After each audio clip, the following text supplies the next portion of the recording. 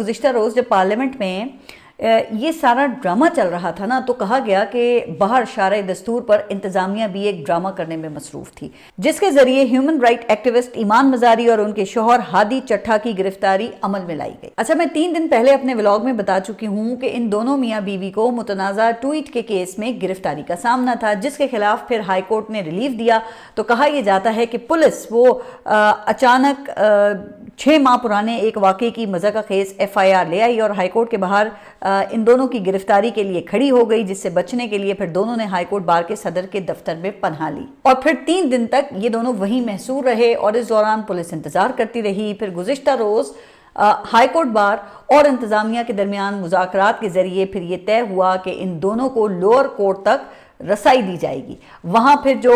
فیصلہ عدالت کرے گی اس کے مطابق ہی پھر کاروائی ہوگی۔ لیکن جب اس انڈرسٹینڈنگ کے تحت یہ دونوں میاں بیوی ہائی کورٹ سے نکل کر لوور کورٹ کی جانب روانہ ہوئے تو پولیس نے فلمی انداز میں ان کا پیچھا کیا اور پھر سرینا انڈر پاس پر جا کر ان کو روک لیا اور زبردستی ان کو اٹھا کر لے گئی، جس کے بعد پھر کہا گیا کہ ان کو لوور کورٹ میں پیش کیا گیا، لیکن کسی صحافی کو کوریج کی وہاں اجازت نہیں دی گئی۔ وکلا کو بھی اپنے کلائنٹ سے ملنے نہیں دیا گیا، صرف یہ بتایا گیا کہ یہ کسی تیسری FIR میں ان کو گرفتار کیا گیا ہے اور رپورٹ ہوا کہ جج کے کہنے کے باوجود ملزمان کے وکلا کو FIR کی کاپی نہیں دی گئی، بلکہ پروسیکیوشن اصرار کرتی رہی کہ عدالت ان کا جسمانی ریمانڈ دے، جو جج نے نہیں دیا اور دونوں کو جوڈیشل ریمانڈ پر اڈیالہ جیل بھیجنے کا حکم دیا۔ اچھا، پھر شام کو ایمان مزاری کی والدہ اور سابق پاکستان تحریک انصاف کی رہنما شیری مزاری کا ایک ایکس پوسٹ بیان بھی سامنے آیا۔ انہوں نے لکھا کہ مجھے بالکل معلوم نہیں ہے کہ میری بیٹی اور اس کے شوہر کو کہاں لے جایا گیا ہے، پتہ نہیں گرفتاری کے دوران اور بعد میں ممکنہ تشدد کی وجہ سے وہ